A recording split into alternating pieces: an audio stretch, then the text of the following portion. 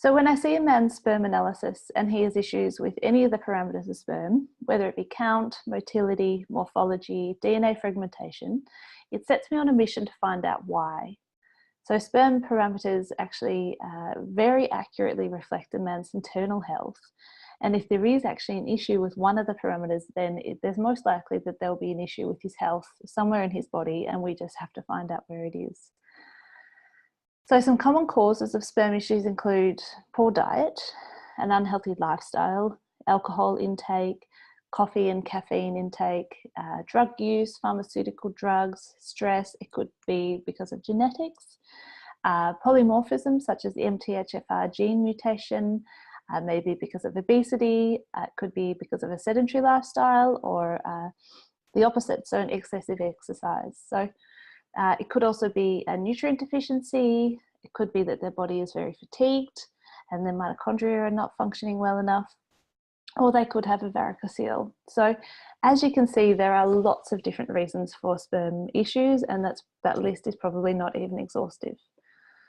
So the good news is that once we find out what the reason is for the sperm issue, we can work with it and we make changes. And in my experience, it's very, very successful, just as long as the man is willing to make those changes. So sometimes we can find that men can be a little resistant when it comes to making these changes and also taking supplements, and that's not all men. And I mostly find that if a man really wants to have a child, then he'll do whatever it takes to improve his sperm and to increase the chances of having a child.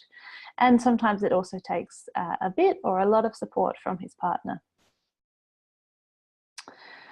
So when people ask me what can they do for sperm health, in all honesty, I recommend that they see a natural fertility specialist such as Eva or myself. So often sperm health is not a quick fix, and it takes a thorough investigation to ascertain what the causes are and then to treat it correctly.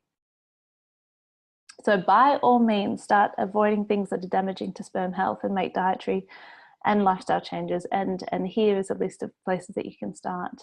So take the phone out of take the mobile phone out of your pocket.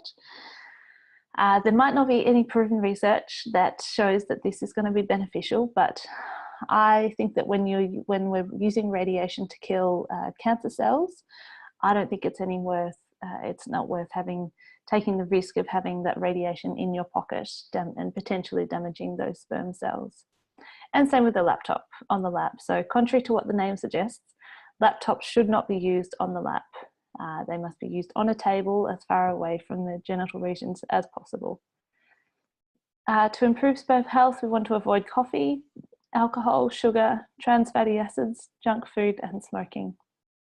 It's always a good idea to check your pharmaceutical medication to make sure that that's not affecting your sperm health, and also book in with a natural fertility specialist to have the correct testing and then to be prescribed the specific high quality supplements that are individually prescribed for you.